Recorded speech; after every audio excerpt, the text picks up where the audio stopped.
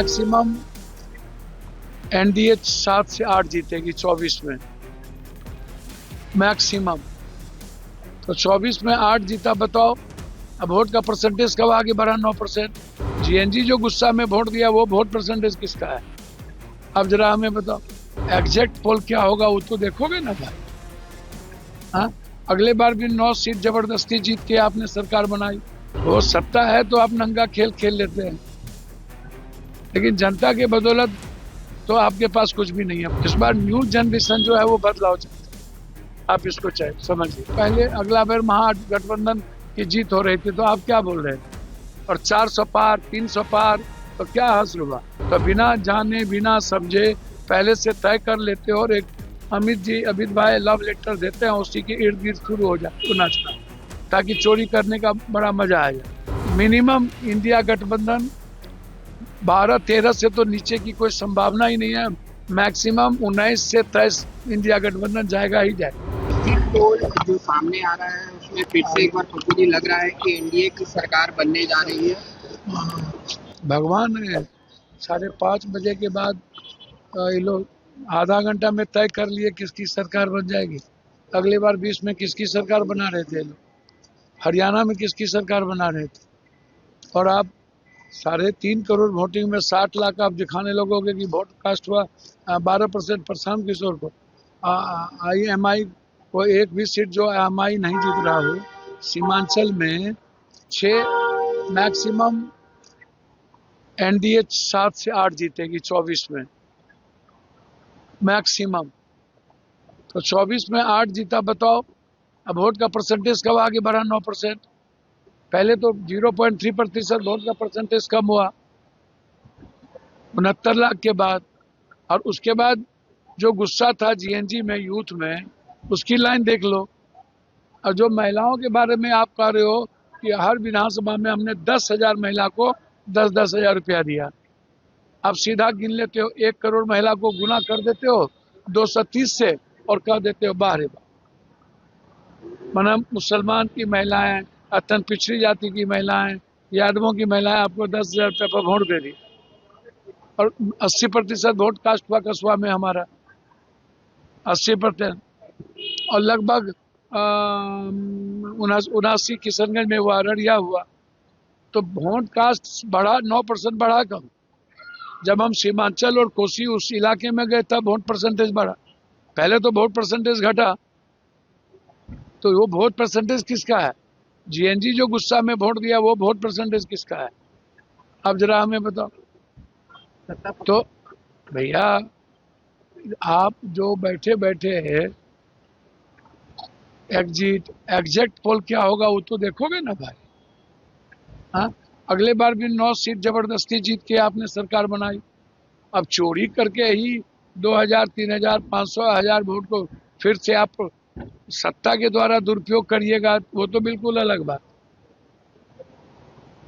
वो सत्ता है तो आप नंगा खेल खेल लेते हैं, लेकिन जनता के बदौलत तो आपके पास कुछ भी नहीं है। बदलाव हमें दिखा है, मैंने जितना बिहार का दौरा और मोटरसाइकिल से, मैं तो कह रहा हूँ जितना मैंने देखा उसमें बदलाव है।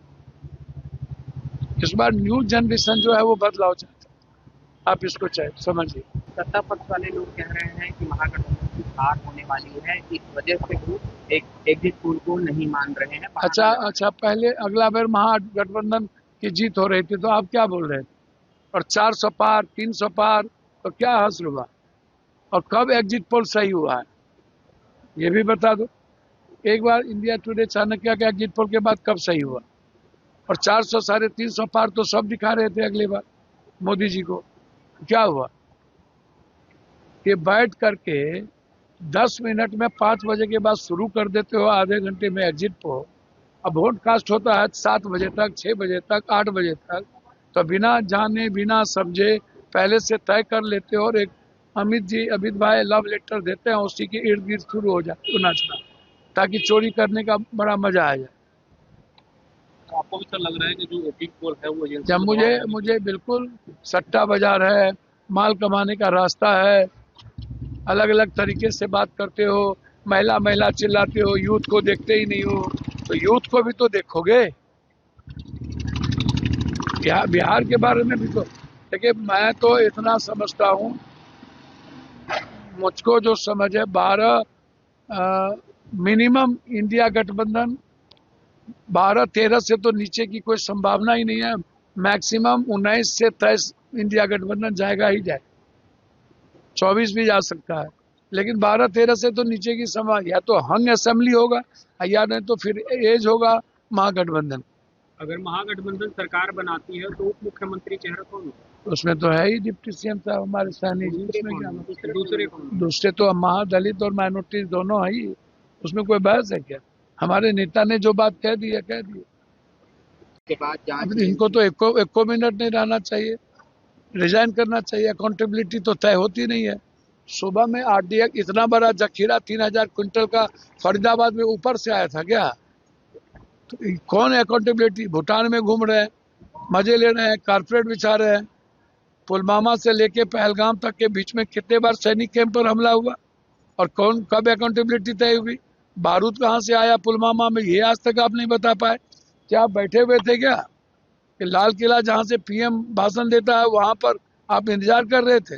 अब फिर वो शुरू कर दिए जवाब देंगे, तो दीजिए ना जवाब। कब जवाब दिए हैं? पुलवामा में जवाब दिए क्या? पहलगाम में जवाब दिए क्या? हद ही हो गई भाई। आप जवाब दीजिए और पहले रिजाइन तो करिए, अकाउंटेबिलिटी तय तो करिए।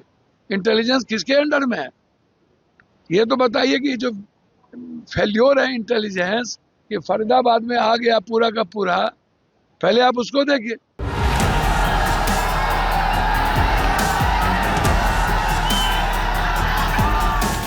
मैक्सिमम एनडीए 7 से 8 जीतेगी 24 में मैक्सिमम।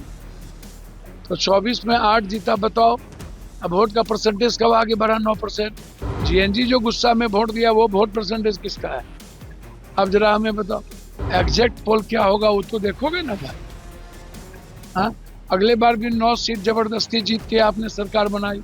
वो सत्ता है तो आप नंगा खेल खेल लेते हैं, लेकिन जनता के बदौलत तो आपके पास कुछ भी नहीं है। इस बार न्यू जनरेशन जो है वो बदलाव चाहती है, आप इसको चाहे समझिए। पहले अगला बार महागठबंधन की जीत हो रही थी तो आप क्या बोल रहे थे? और 400 पार 300 पार तो क्या हासिल हुआ? तो बिना जाने बिना समझे पहले से तय कर लेते हो और एक अमित भाई लव लेटर देते हैं, उसी के इर्द गिर्द शुरू हो जाए तो नाचना, ताकि चोरी करने का बड़ा मजा आ जाए। मिनिमम इंडिया गठबंधन 12-13 से तो नीचे की कोई संभावना ही नहीं है। मैक्सिमम 19 से 23 इंडिया गठबंधन जाएगा ही जाए।